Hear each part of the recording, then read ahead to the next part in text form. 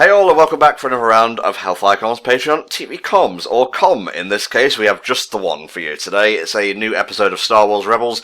We're going to be checking out an episode called 0 Hour Part 1. I'm not entirely sure where this falls in the episode list, because the sites we find these on change and vary and whatnot, and sometimes they may be mislabeled, so we go more by episode titles nowadays. But don't worry, we will be actually catching up with the second part of 0 Hour in a different batch from Mauricio Cueva. He commissioned this one, obviously. He's all about this sort of you have a CW episode and then you have an episode of Star Wars on the end, which is cool and very savvy, I think. But Volk, are you ready for a bit of Star Wars Rebels?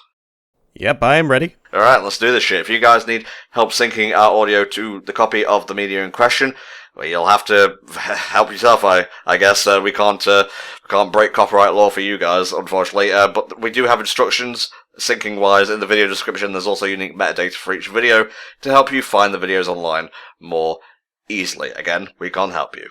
Unless you want comedy. In which case you shit out of luck there as well. Here we go. Star Wars Rebels 0 Hour Part 1 in 3, 2, 1. Alright, so unless I am mistaken, this is the finale for Season 3, and it is indeed a two-parter. And you may remember from the last TV com that we did, or rather the one that should go out by the time we've done the recording for this, Fawn kinda knows exactly what's going on and who the mole is in his little organization. And looks like he's about to make his own moves, perhaps? Or maybe there's going to be some more preparations beforehand. But for now, the blue bastard is going to do what he does best. Yes, that's right. I'm up here. You are down there. I am taller. You won't look so tall once I'm done with you. Who let the Roomba in here? What, are they just going to tackle them? Or is it going to explode? Or it's just going to be a spy bot? I also half expected it to just be a mine on wheels. Yeah. So you may know that Agent Callus is the dude with the glorious mutton chops, and I get the feeling he's not going to have a very good time this episode if Thorn is going to start setting his plans into motion. I guess we'll have to wait and see, right?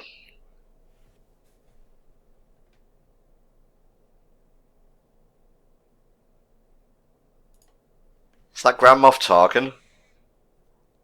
It looks like it. I mean, it's not Palpatine.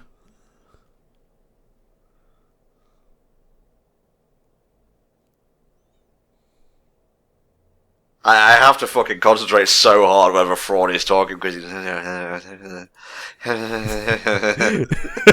Yes, we've done the joke before, Tom. Oh, god damn it. But no, you are absolutely right, so it does bear pointing out still.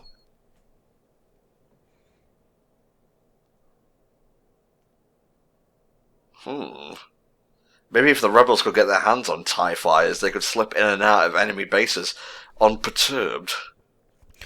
Maybe so, or maybe they have to go for a clearance check first. Hey, we're gonna need some identification before you go into that TIE fighter.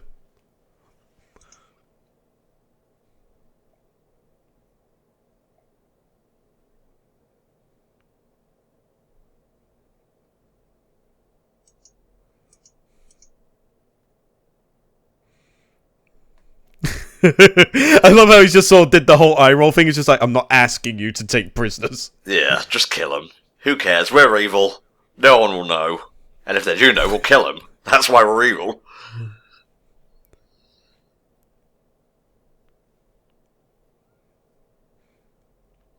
So I think we can safely say that this is the bait for Mr. Callus to try and perhaps feed some false information back and maybe spread out their forces for that Thrawn can then take out the rebel base? Yeah, that sounds like a sound enough plan.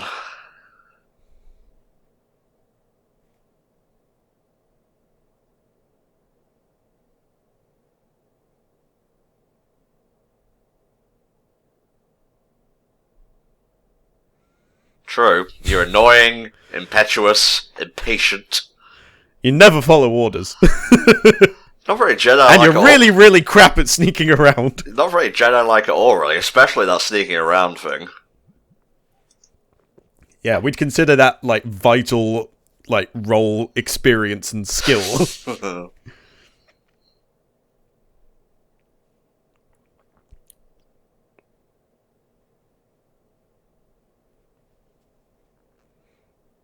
Oh.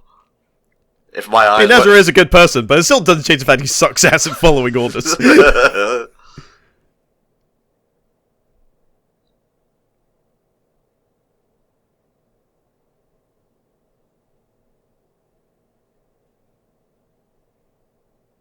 Nice. But little do they know, they're falling for a trap. Ah, they're flying a triangle.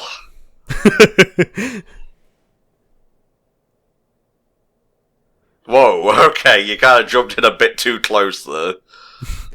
Yeah, the warping effects for Star Wars has always been a bit jarring to me, just because they just suddenly stop. Like, how did they not get whiplash?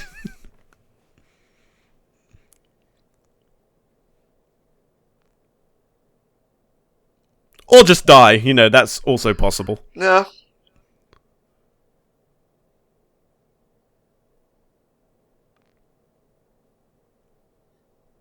My secret spy hole. This is what I like the most in life.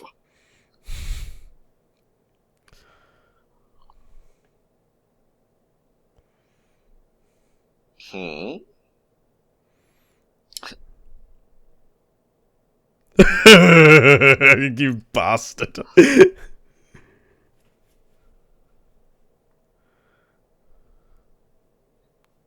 No, I wouldn't actually. You can use my real name. Seriously? You're trying to out Kung Fu me? I invented Kung Fu. Like, I mean, they did walk past the fact he was just battling 2 combat droids by himself with no weapons, and he made short work of them. Well, rather, he held his own very, very nicely. I know. That's what everyone loves about me. The dry monologue, the monotone way in which I speak, the fact that I'm blue. Take him away, make him blue. He's like Freakazoid if he ended up in a situation where he was like passive as all hell and didn't really do anything insane. Ah yes, freaking. There will be no freaking out. Not on my Not while watch. I am commanding officer.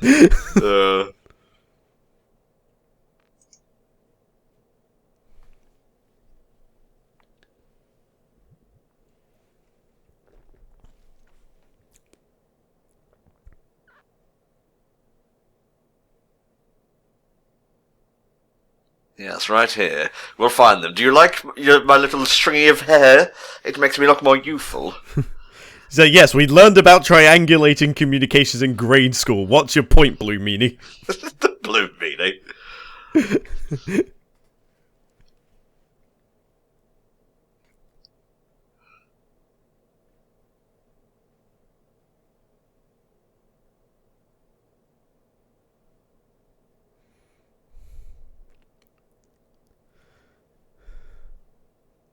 Whatever you say, mate, I'm just gonna go get my cigs and I'll make it a good job. Look, I'll do anything you like, just don't shave the mutton chops. These were years in the making, damn it.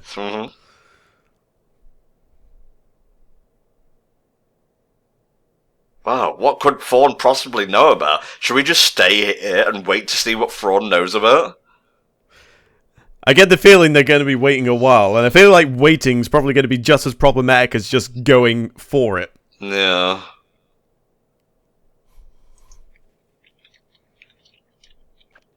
Alright, they seem to be on the ball on this one in actual fact. Oh. Makes a nice change. Bless up, fam, bless up.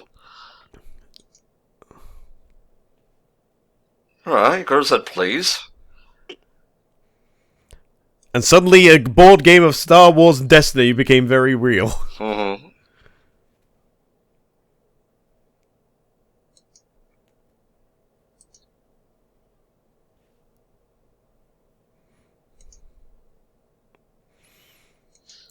And how are they going to get past without having all their ship shot down? Like, they're going to need immense distraction. You could just put the shield up and get through it no problem. That's what I learned from episode 1 anyway. Yeah. This is almost exactly like a mission in Rogue Squadron 2. You're probably not wrong, although my memory of Rogue Squadron probably isn't as vivid as yours. Oh.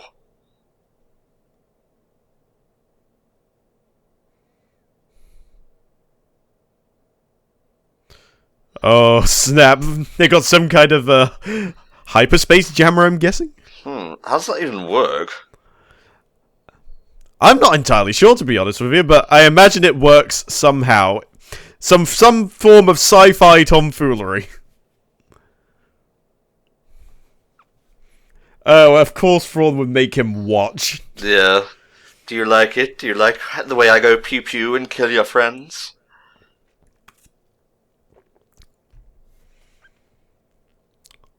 And the Jedi, I don't too. even know your name. I'm sorry, Mr. Droid. I would address you by name, but I just don't know. I'm having too much fun just monotonely impersonating Thrawn, which is weird because I'm monotone anyway. We're making him... Well, he's already an interesting character in his own right, but we're giving him another layer. Yeah, let's go with that.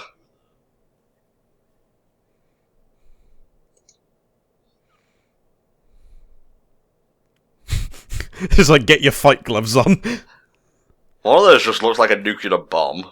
It's like, what the hell's the Hindenburg doing here? I don't know. The humanity.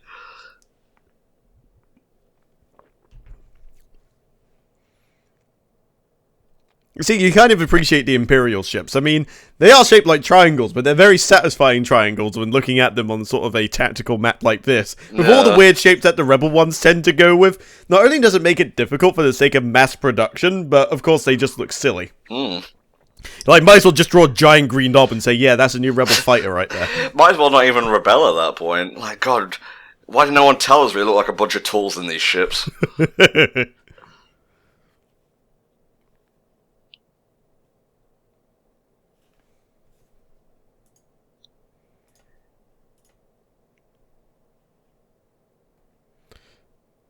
Is it the Bendu?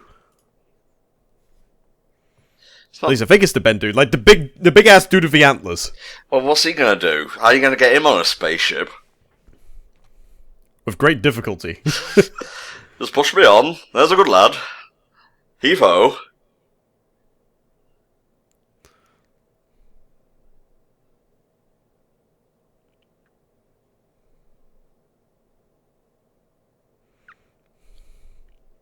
Gotta remind the audience they're still watching Star Wars, even if there's not much very Star Wars-esque going on right now. Although these sort of standoffs with actual fighters and what have you that I'd live for, of these sort of things. Like, the lightsaber fights are really cool though, but like, these dog fights are what I live for when it comes to Star Wars. Mm-hmm.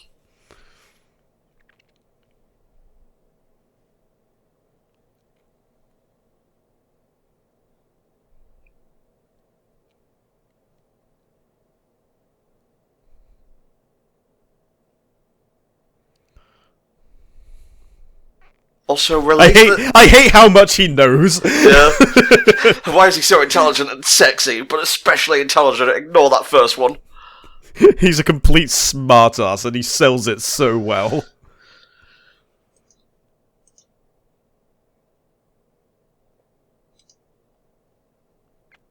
And then he goes, wait, I am the rebel. Wait, deploy the mines and just bomb their own ships.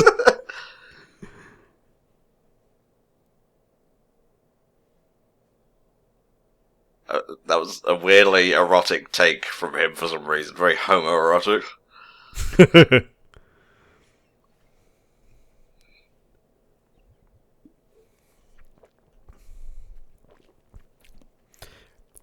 And so the urchins join the main fleet. Yeah. Hell yeah.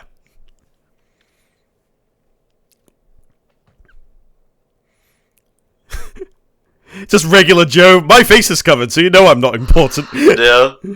Or they could have been Ezra for all I know, but then again, he also looks fairly unimportant. Yeah.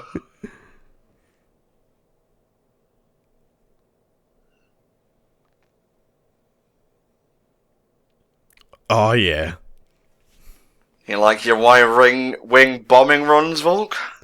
Oh, yes. I actually employed a tactic in Star Wars X-Wing that uses quite a few of those things. Oh, that's the That's the old arcade game, isn't it?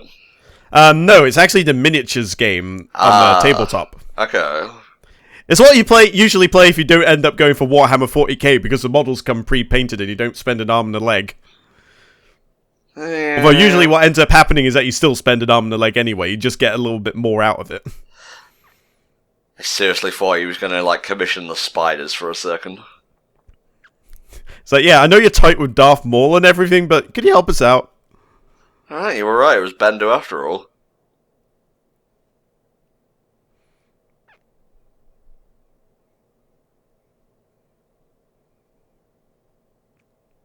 You know he means business when he uses your full name and title. So yeah, he has a look of, yeah, I pretty much expected that response.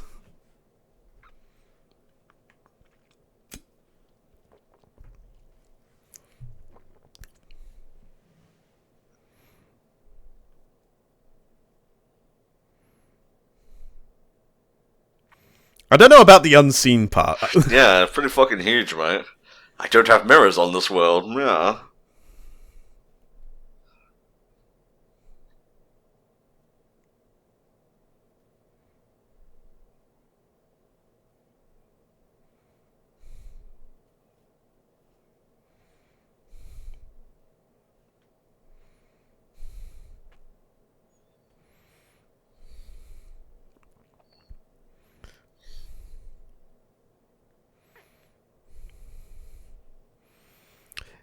Yeah, I mean, sometimes you try to play the shade of grey, but sometimes the Imperial are just such assholes, you just have to think, yeah, maybe they need to be taken down a peg. Yeah, sometimes, and I hate to say it, but both sides is not an argument. Exactly.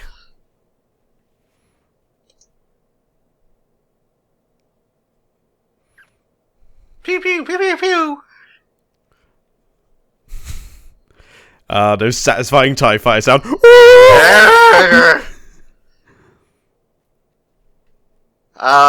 Ship is exploding.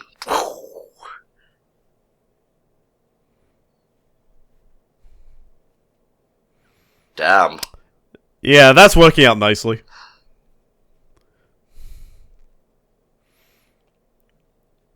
It's amazing how much these TIE fighters are actually accomplishing in the grand scheme of things. Yeah.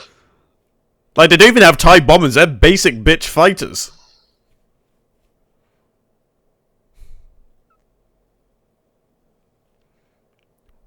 I wonder if Callus is gonna do something, or if he'll be entirely helpless throughout this entire thing.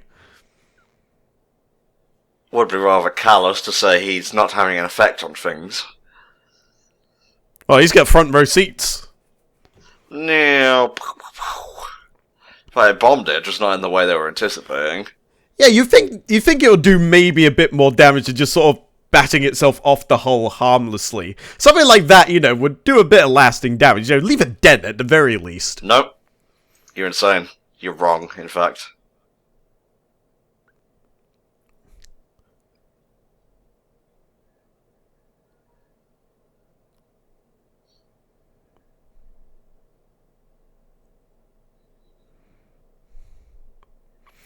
Although now we're taking on, like, the work of 10 men by ourselves. We better get overtime pay for this at least. Yeah. It's like, lads, where we're going, there is no overtime pay. Oh, Jesus, why am I even here? They just fly away.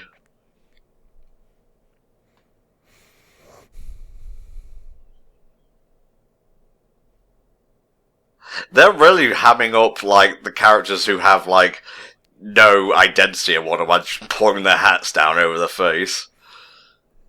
They have to design character models properly then. Yeah.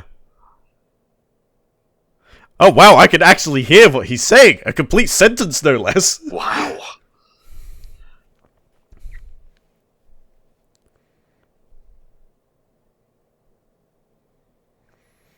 And just think, if he had just followed orders, they would have been fine. Yep. Yes, I like this. Shoot the triangle more.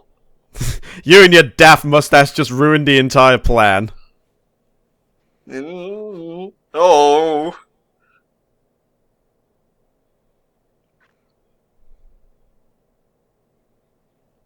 Bit late for that, mate.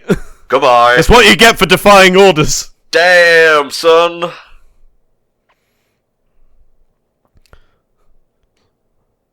Like a hot planet-sized knife through butter. That's kind of cool, I guess.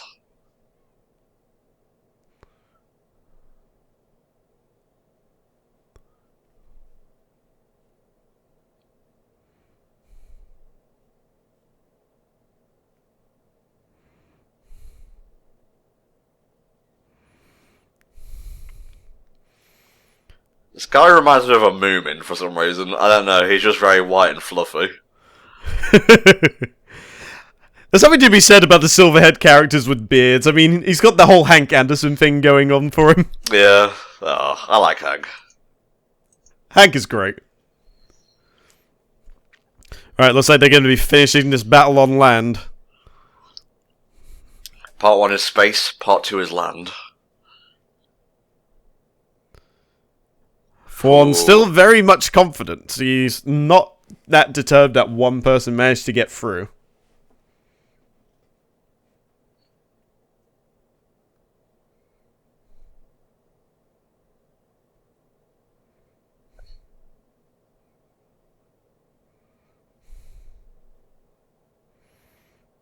Did you say coward?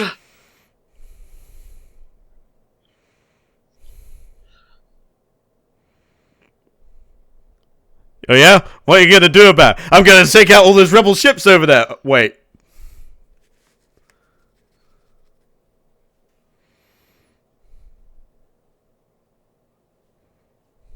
Oh, okay.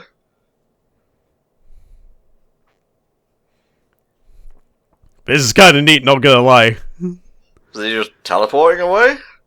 Was that just a smoke and light show? Yep. Maybe he was right about the whole coward thing. That's kind of funny, actually, in hindsight. I feel like Bendu will probably come around eventually. These sort of things have a strange habit of working out that way.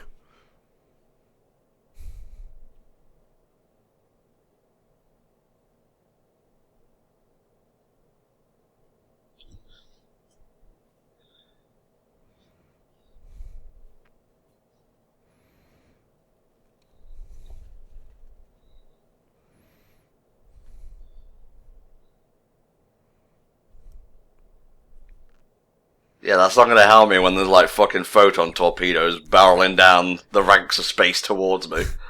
Can courage buy us a fleet? I don't think so.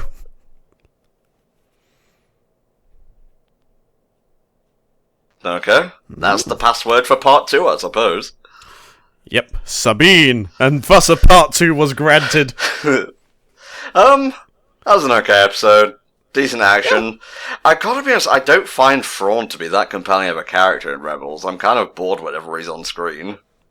I mean, I like the idea of him just being this really cold, ruthless, and calculating dude, but I kind of agree he is a bit on the one-dimensional side. Although, that one occasion where he let a little bit of emotion come out when, what's his name, ended up trying to sort of go out of the formation. Was it Sato? I can't quite remember who the other guy's name was, but the one who basically veered off from the blockade. So, that was nice. Maybe we'll see some more of that later on down the line, but we'll have to see. But much like all the other characters in the show, perhaps Thrawn will have his own opportunity to evolve past his otherwise calm and calculating demeanor. I'm hoping so, anyway. Yeah, and let's see what Bendu has in store for us next time. But that is next time, guys. So if you want to help support HFC, hit up patreon.com/HellfireComms. There's tons of perks and whatnot that you can buy into to help support us and whatnot. But for the time being, we have more stuff to do. So I'll see you next time. And so will Volk for another round of HFC Patreon TV comms. Bye-bye.